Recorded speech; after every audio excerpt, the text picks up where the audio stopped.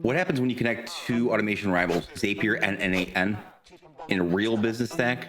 Most channels will show you theory, but today you get the raw results, where it actually works, where it breaks, and what we'd never do again. We spent 3 years building everything on Zapier almost exclusively.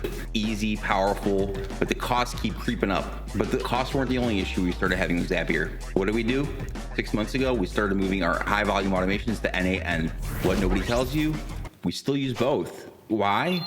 Well, that's because that's what actually works in real life. In this video, I'll show you our actual transition, why we migrated most automations, what we kept on Zapier, and how both tools run side by side in our agency. And if you stick around at the very end, we'll build together a real working bridge. The Zapier triggers, n8n takes over the heavy lifting, and both tools talk back and forth if they need to. By the end, you'll see exactly how this is set up, what you can steal for your business, and where the real cost savings and headaches show up. If you're here for no-code automations, real-world experiments, or just want to break out paying per task, hit subscribe and strap up. This is real behind the scenes. You see, most businesses, including us, start with Zapier. We've used Make, we've used some other ones. We've even tried automation software off AppSumo.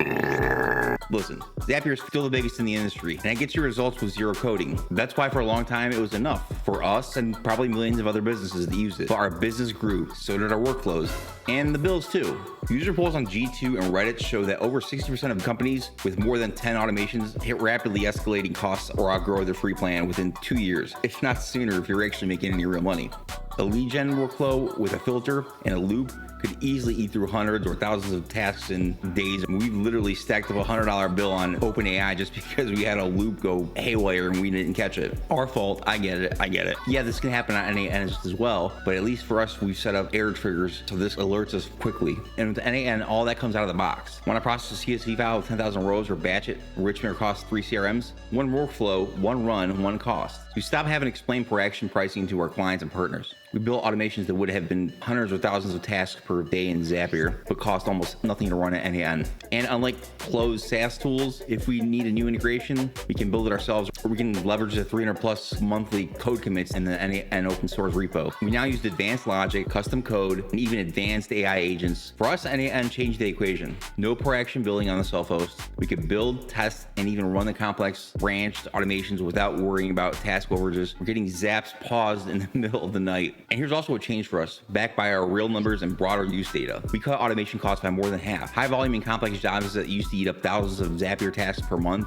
now run as a single n8n workflow. That's when, about 6 months ago, we started migrating to n8n. There's both a paid cloud version and a self-hosted version, which you can host on your own machine or in the cloud if you set it up right. It's open source, no task pricing when you do the self-hosting, and there's full control. If you want a video on how to set up in the cloud for free, we made a video exclusively for that. You can check it out after this one. Delays started creeping in too. Some months our zaps lag by 1, 2, 5, 10 minutes, if not more, especially during API throttling or task overages. And support was often a hit or miss.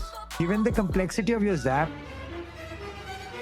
it's becoming quite challenging to isolate and troubleshoot the specific issues. So here's what I recommend. There's a reason Zapier's G2 rating is nearly a full point lower on support than on ease of use. On top of that, we're not waiting on support tickets to fix core logic. If something breaks in n8n, yeah, it's on us, but we also know how to debug it and fix it ourselves. No more black box, no more guessing which step or app it is to blame. We get full logs and data every step of the way. But here's the reality. We didn't switch overnight. We haven't yet gone all in just on one, exclusively. 34.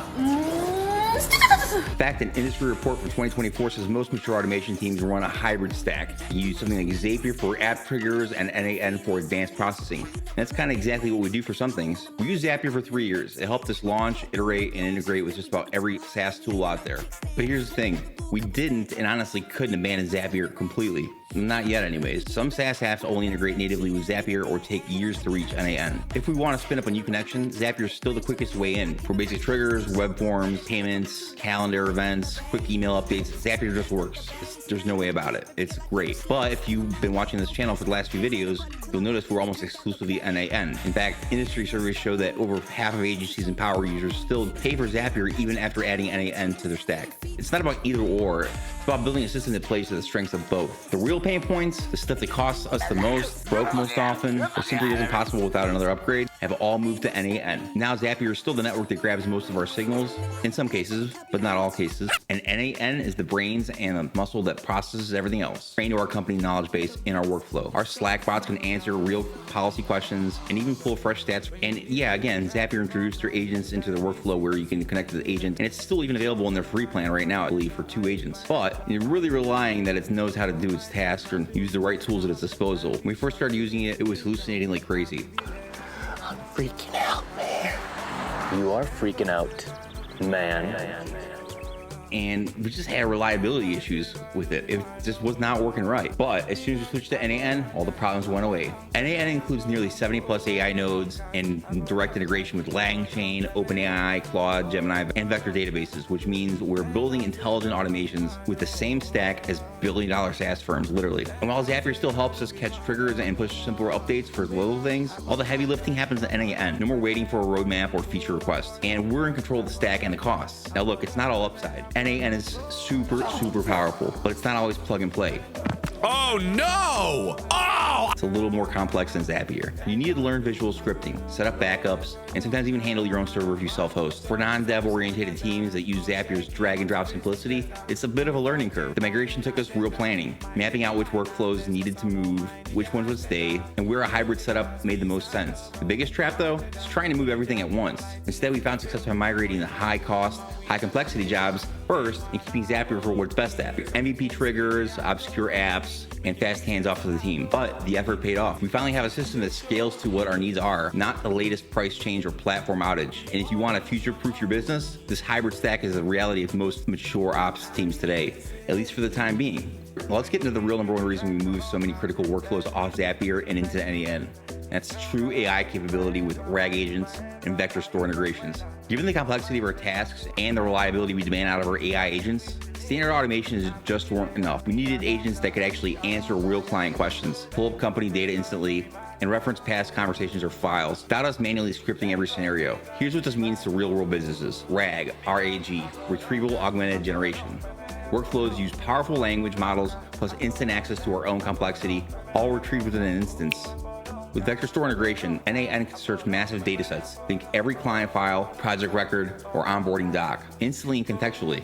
Instead of getting "sorry, I don't know" from a bot, our automations can fetch the latest sales numbers, policy changes, or even specific project nodes for any of our clients or ourselves. The agents that we build on Zapier are just no match for the agents that we can build on n8n. Just in speaking with the team last year, I remember that they were saying that, I think at the time, 4.0 is the current base model OpenAI, and their agents were using 4.0, which is great. That's awesome. And the LLMs that you can connect to on n8n are just no match. You can connect to, obviously, all the big ones, like all the versions of OpenAI, all the versions of Claude, Anthropic, all the versions of Gemini. On top of that, you can use like freemium ones like Llama or anything else, anything off Hugging Face, which is literally hundreds of thousands of different LLMs that people have built and trained over the years. In a huge CRM for an outgoing program, it can identify markers that might link thousands and thousands of possible prospects together, all within a blink of an eye. And today, our automation stack is fully hybrid. Most of our production workflows run through n8n, handling the high volume AI-powered and advanced logic tasks, especially anything touching privacy or custom business rules. Zapier can still grab the triggers from forms, payments, and integrations that only they might support. And at times, it's still sometimes our first choice for quick and dirty automations, especially for non-technical staff. But for most things, we moved over to n8n. This can be super powerful for especially a non-technical staff who just needs something like live in minutes. The result, we still pay for Zapier, just a lot less for it, a fraction of what we used to spend, to be honest with you. And this is a view of our comm center, Carvis AI.